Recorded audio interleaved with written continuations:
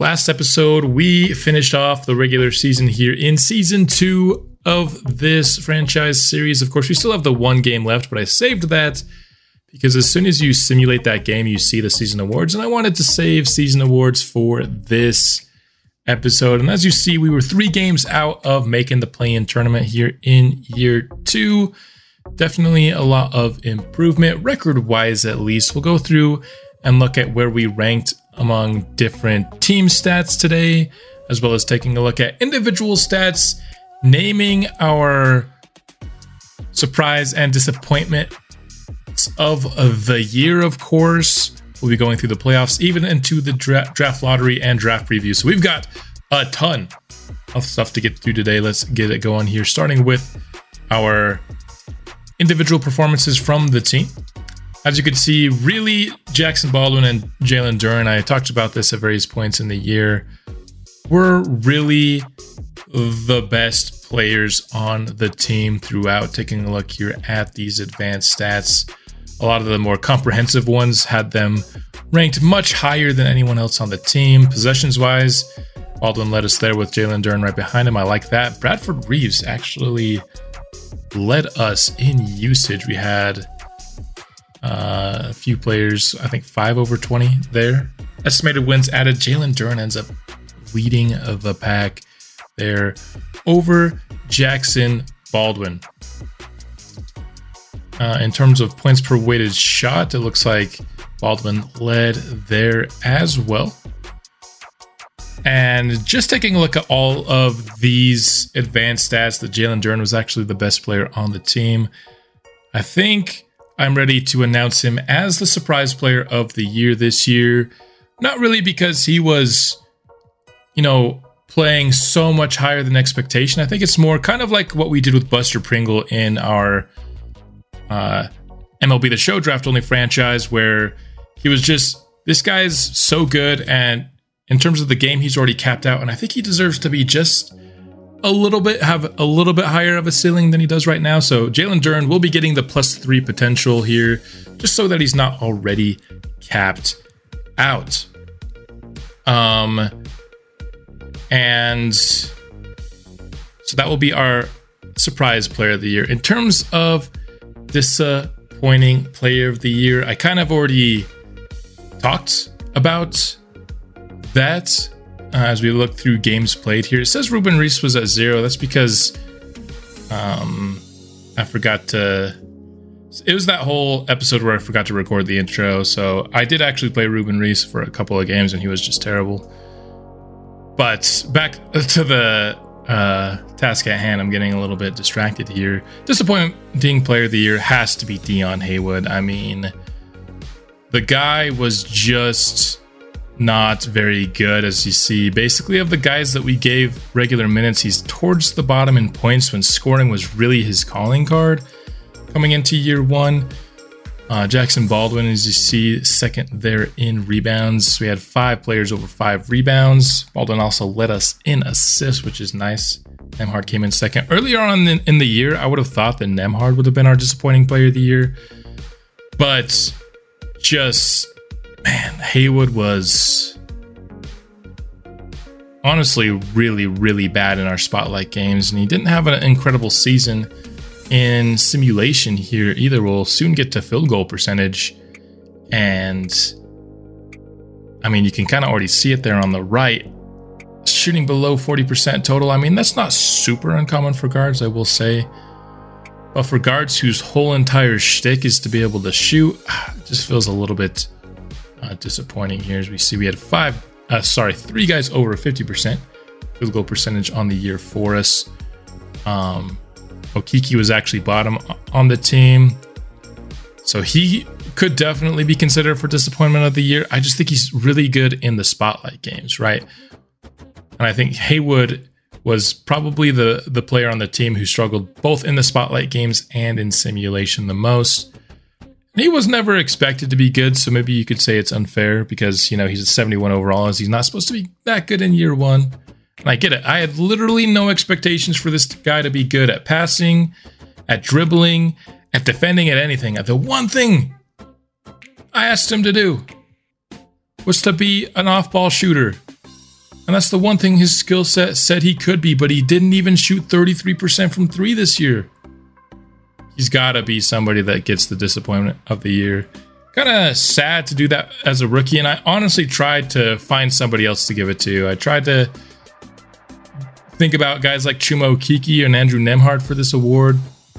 At the end of the day, I just couldn't give it to anyone else other than Haywood. It just felt like too perfect of a fit. LeVert, I mean, he was awful in the little playing time that he got, but he didn't really get a big enough sample size this season to, I would say, be a disappointment of the year. He's just not somebody that factors into the franchise, and giving that to somebody like LeVert just feels almost a little bit like cheating. Just like, oh, we're never going to use him again, so let's just stick disappointment of the year on him. I think I want surprise and disappointment of the year to actually impact our plans going forward. You know what I mean? And Deon Haywood getting disappointment of the year, maybe it's going to make his road to being a rotation player long-term for us a lot harder. And those are the kind of long-term impacts I want. Otherwise, why have surprise and disappointment of the year if they're really not going to change anything about your franchise? So as you can see, we were towards the bottom there in points per game. Towards the top in points allowed. Our differential was actually fourth worst in the league. And so even though we saw a big jump in terms of where our standing was in the West, ending up just outside of the play-in tournament, 33 and 48 is still not great. And being fourth worst in the entire league in differential maybe proves that we got a little bit lucky record-wise. Now, we do have some players who can come through for us in the clutch. We saw that firsthand, especially down the stretch of this season. But the one thing I am liking is that we're not like last in anything, right? When we went through the end of the season last time, we were just straight up the worst team in the league. Now we're getting really close here with only the Supersonics worse at shooting threes than us in that category. But, we're seeing a lot of, oh, we were fourth worst, fifth worst, eighth worst, something like that. Here we're pretty much middle of the pack in terms of free throws attempted a game. We are one of the worst teams shooting it at 26th, but just to see that improvement is encouraging. This isn't going to be a one-year rebuild, draft-only rebuilds. The reason I like them is that it takes several years to build up. This isn't going to be a 2-year project, you know what I mean? And so glad for the improvement, but we still got a long way to go. We are in the bottom 10 in pretty much almost every category we've previewed so far. Rebounds per game, it looks like we weren't terrible. No, we were still in the bottom 10. But if you just kind of look at what we need, I think we still need shooting. Now, one thing I am excited about for next episode is just player progression. I think even more than adding to our team through, of course, additional draft capital this year, which we will be previewing the draft later here in this episode. One thing that I'm even more excited about is just player progression, because I think we have a lot of potential shooters that just need the badges to help, maybe push them along here. We're actually second best in terms of fouls per game. I think having spotlight games definitely helps that, because I feel like we have below, average fouls per game in our spotlight games. We were actually top 10 in the league in second chance points per game, all thanks to Jalen Duren and his incredible work on the boards. Fourth in points in the paint. That's another thing I think we were actually pretty good in that last year too. Just having guys that are, drivers more than shooters at the top of your usage and possessions is going to be contributing to points in the paint per game. In terms of opponent field goal percentage, this is actually one thing that we were worse than the league. Nobody allowed over 50%, but we were dang close, just 0.005 away from allowing opponents to shoot 50%. Kind of surprising to me. I feel like we have a lot of good defenders. I think Baldwin is good, Duren is good, Reddish, Okeke, Royce O'Neal. I think we have some good defenders for sure. But if we're taking a look at, now that we've kind of seen how our players are doing, who needs to be replaced, I think Royce O'Neal is somebody that we just can't give minutes to. I did just mention him as a solid defender. I don't think I saw this guy shoot the ball one time. I don't think I saw him being a difference maker with his passing, with his really anything. He's not so good of a defender that I think he can be replaced. Apart from that, I think Dion Haywood could also be upgraded over as well. So those are probably two spots that I'm going to try to at least get at the very least competition, if not just an outright replacement. We'll talk about candidates for said replacement when we go through the draft here momentarily. But first, I want to get through the playoffs and the lottery before we start to talk about the nitty-gritty of this draft. Next up on the docket is the awards for this season, and MVP goes to Darius Garland. He was unstoppable when we played him in the second half against those Cavaliers. I think he's well deserving of that award. Then our own Jackson Baldwin, of course, wins Rookie of the Year. No surprise there. He was dominant. Sonics get themselves on the award list with Ben Simmons, and now Jaren Jackson Jr. is your Defensive Player of the Year. Most improved is Xavier Tillman. Okay. He got some solid playing time in Brooklyn and made the most of it.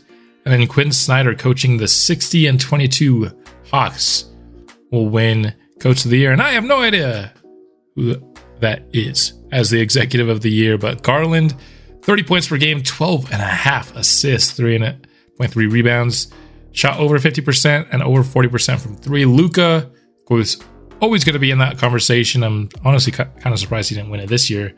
Those 12.5 assists really carried Garland there. Giannis, 29, 11, and 7.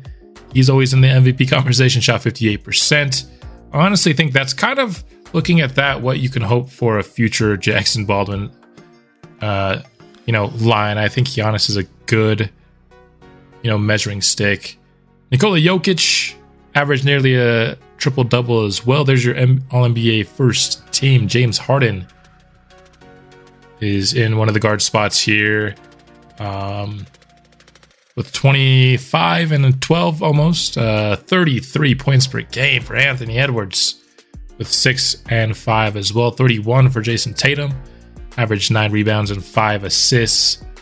KD, 25, almost 7 and 4. Joel is the second team center, averaging 25, 10, and 3.5 assists. So far, no surprises. Here we got Ja to lead off, All-NBA third team, 27, 6, and 9. Shot well over 50%, almost shot 40% from deep.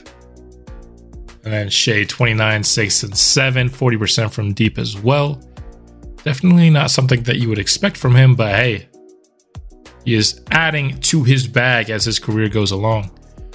Julius Randle and Jackson Baldwin make it in the forwards. We'll go over Baldwin first. I accidentally skipped him momentarily. 21, 6, and 6, shooting over 50% from three. I think the steals and blocks per game are definitely helping him there because the point production isn't quite as much as most people we've seen here. Though the other forward, Julius Randle, isn't too much ahead of him. He does get a lot more rebounds, not quite as many assists. Mirko Petrovic, 15, 10, 3 with 3.3 stocks a game, is your All-NBA third-team center. So 2 All-NBA rookies. I knew Jackson Baldwin was going to win Rookie of the Year, but I wasn't expecting All-NBA third team. And Luka getting all defense is ridiculous. B+ perimeter defense is too high for Luka. All defensive first team? For what? Steals maybe? Come on.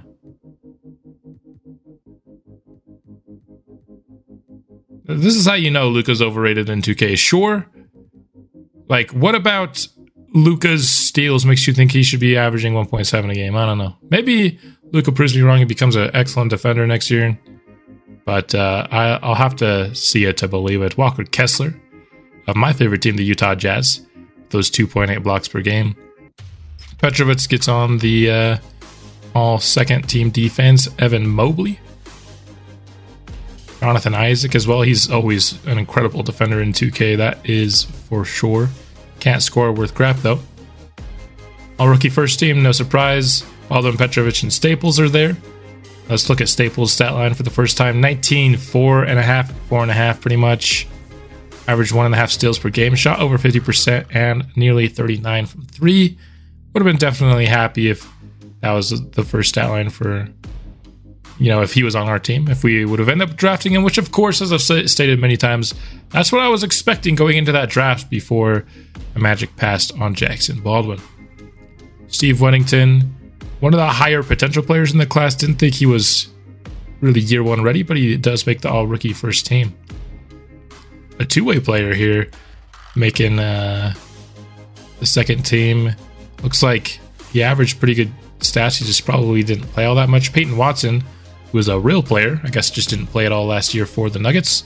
So he gets on the second team. Bradford Reeves of our hometown Vegas Outlaws. I don't know how he doesn't make it over a guy like Wennington on the first team. I understand he doesn't have much beyond points, but his points are so much higher than Wennington's that, I don't know. Points do mean something. I get that rebounds and assists and blocks and steals do too, but averaging that much more points than everybody else, I don't know. So here we are now in the playoffs, and I started simulating. I didn't really want to, but I accidentally pressed start instead of B, which apparently means simulate playoffs. So we've simulated it a little bit further than I wanted, but just to see how the play-in tournament went. It looks like the 7 seed Memphis Grizzlies did actually not make the playoffs. Neither did the Clippers. And then here, both 7 seeds ended up missing out on the playoffs in their entirety, and then the 10 seed Detroit made it in. So let's go ahead and go through these series now. Much like we did last year, if there's any game 7s, we'll simcast them because, of course, while this is a draft only franchise with the Las Vegas Outlaws, it's still fun to check in on how the league is doing as well. Looks like Cleveland is the first to advance. They're winning in 5, so nobody swept the first round, which is something you do see a lot of, I feel like, in real life. You have one game 7. Here's going to be against Denver and the Lakers. Of course, had a great series just last year in real life. Oh, what? I just tried to get... How did game 7 of that series happen before game 6 of this series? The Lakers went. We'll simcast at least one game 7 here. I don't know how that happened, but let's get into this game. Who's going to come out victorious? We're not going to hop in or anything like that crazy, but I do want to pay close attention. It looks like, man, OKC just took a stranglehold of this one. Game 7, not particularly close, but the higher seed does advance.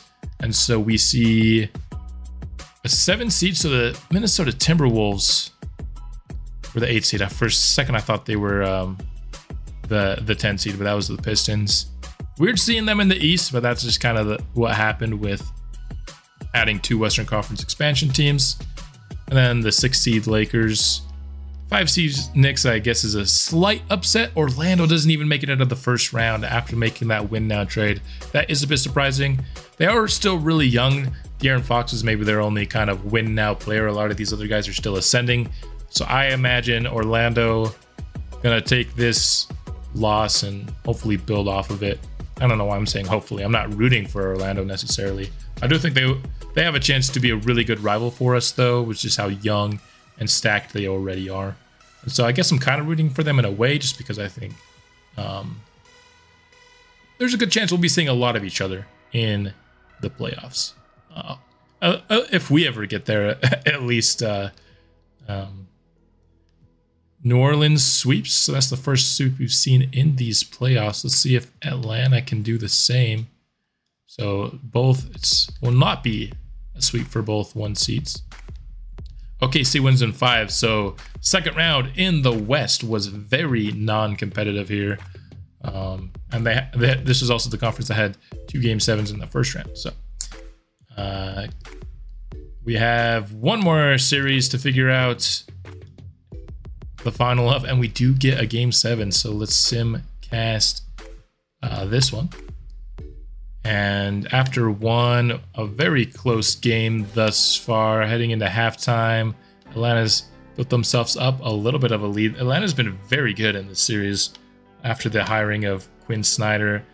Here we go. We've got ourselves a ball game here. 6-point Atlanta lead with 3 minutes to go. Atlanta does not seem to be willing to let go of the lead. Ends up just a 2-point victory.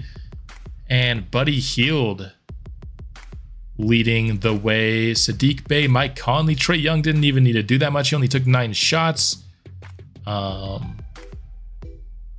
Is this Jalen Johnson? It is. Danielle Hunter. Just not a ton of guys at the top that you would suspect. It was just a very deep, well-rounded. That's 1, 2, 3, 4, 5, 6 people in double figures for Atlanta in this game. So now let's go through the conference finals here. Ooh. Cleveland takes the first 2 games. Atlanta responds. That series is tied 2-2. Meanwhile, tied 2-2 in the West. Cleveland has a chance to book a ticket to the finals, and they do just that. The reigning champions make it back to the finals, unseating the first seed Hawks in the Eastern Conference Finals, I think for the 2nd straight year. Didn't they do that last year? I could be tripping. And we have a Game 7 in the Western Conference Finals. Let's simcast this one. Who can jump off to an early lead, or will it be close? Man, a high scoring first quarter here in this one. But still competitive. 4 points here as we get to the end of the second. Staying in this kind of 2-possession ball game here into the 3rd. Let's get to the 4th. Pelicans have started to build a little bit of a lead. Can OKC make it more competitive? They cannot. So we will have a 1 seed in the finals this year. It will be the New Orleans Pelicans. Darius Garland. I mean, we saw firsthand this guy, just how much of a terror he is to guard at times. And then Zion dominating, shooting 70% on 22 points per game in the Western Conference Finals. We've got just 1 more series ahead of us here, and to determine if the Cavaliers will repeat or if the Pelicans, around this young core that's been honestly a promising young core for how many years now, you know, looks like they're putting things together. But Cleveland takes a 2-0 lead. Cleveland hoping to close this out in 5. And they'll do just that. Back-to-back championships for the Cleveland Cavaliers. Darius Garland he's just become the better guard there, you know. Right now, I think you'd say Donovan Mitchell is better, but Darius Garland is, you know, a close second in that backcourt. But here in this series, Darius Garland has absolutely taken over Donovan Mitchell. I think it's hard to argue else. No. It's hard to argue anything else other than that. So LeBron James will be retiring, and we can't overturn it because we already have done it. He's 39. He's retiring. He's still 96 overall. I wish we'd at least wait till he's not very good. Chris Paul, I feel like could go another year as well. Russell Westbrook, I think that's a fine age to retire at, as his game is really built on athleticism, and then a bunch of guys who are just kind of not all that great. But some big names. Russell Westbrook, somebody that, you know, has been in the NBA for as long as I can remember. Mike Conley as well, been on my favorite team, the Jazz, for the last few years until he was traded. Obviously, there's a big 3 here. Honestly, Iguodala and Joe Johnson are also big-time names, even though they weren't on a team last year. Some big-time names for sure retiring this year. Staff retirements.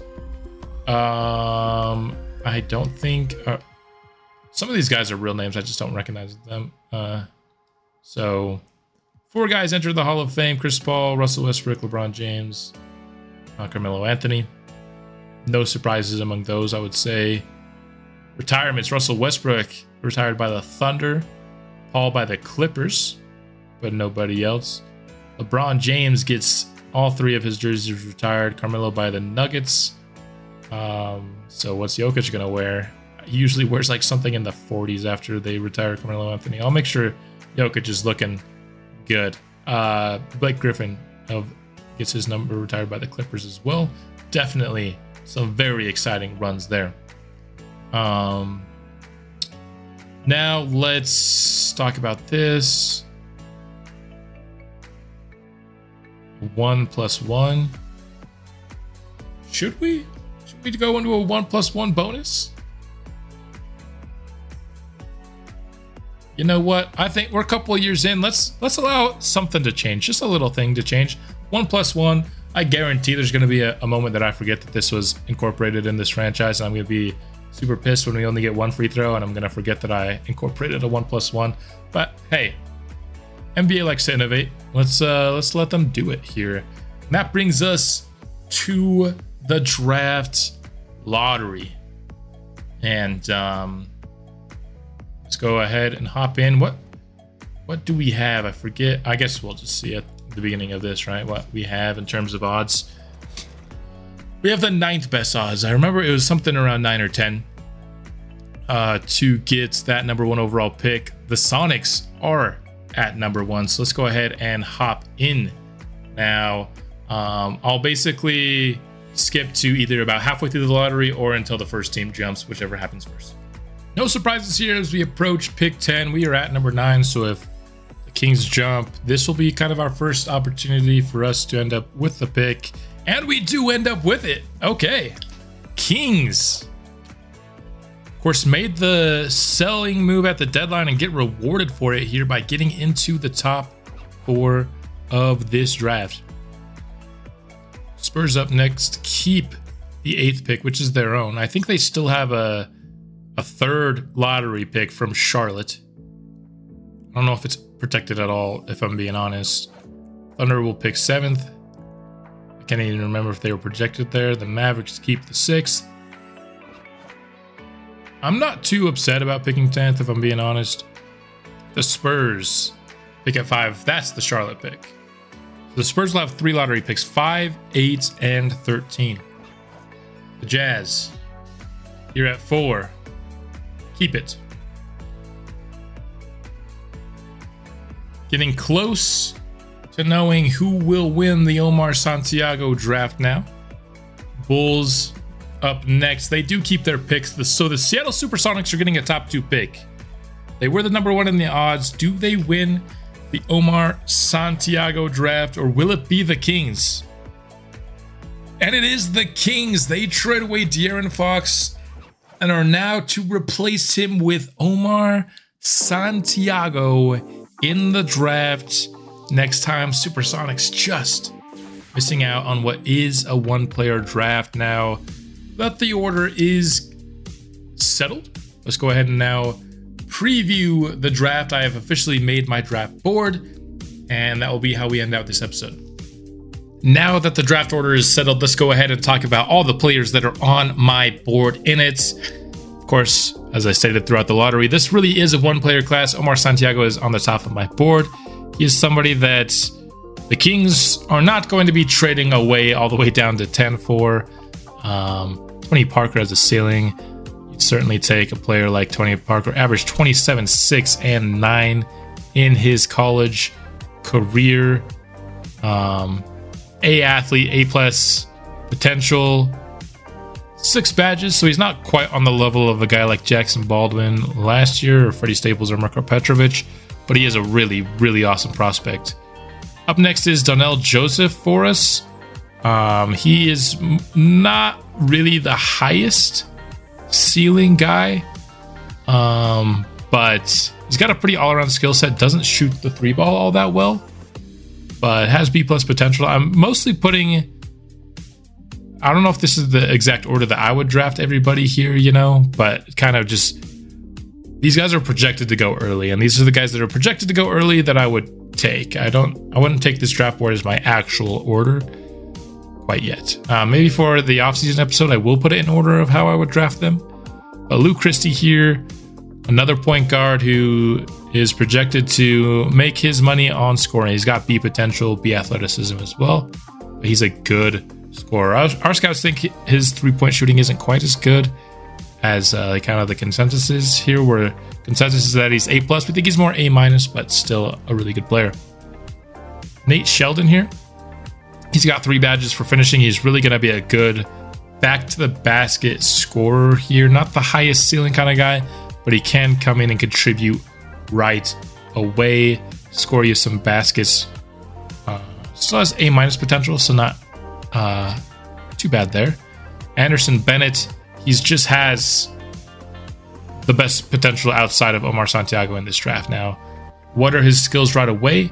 There aren't a ton of them. He can score inside, he can play make a little bit, he can defend a little bit, but he's an incredible athlete, and that's what makes his ceiling so high. How high do you take that in the draft? I just don't know. Eric Wood is somebody that I really like, and if I'm being honest, he's my favorite player to take at 10. Why? He has defined skill set. He has A- potential. He can shoot, he can defend on the inside, and he can rebound.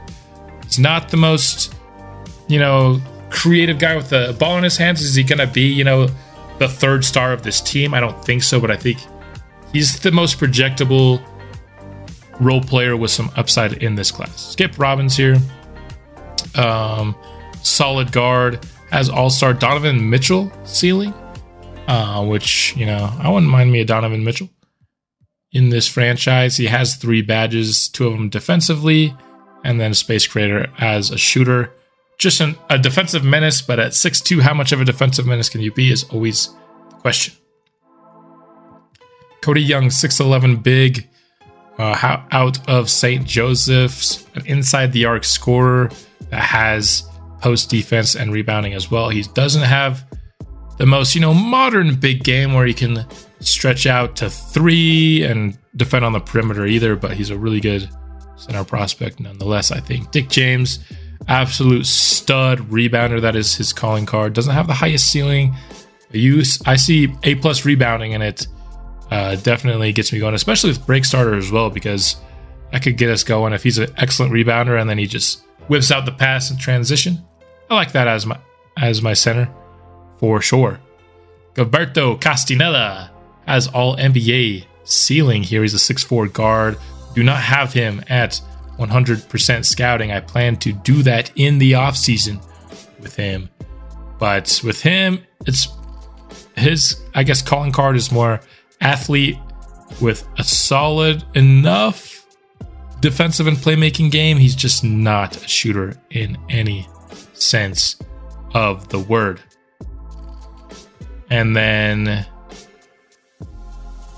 we've got just kind of the rest of my board is guys that we haven't really scouted 100% yet, so we don't have the best view.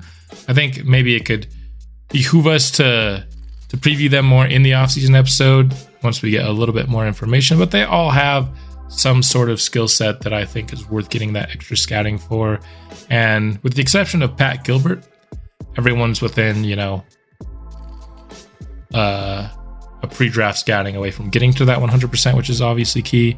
Kenny Atkins here is a stretch 5. I really like my centers to be able to rebound better than that, but that would be a different skill set that we don't really have at the center position. Pat Gilbert, 6'2" guard. He's got a pretty well-rounded offensive skill set, right? He can score on the inside. He can play make.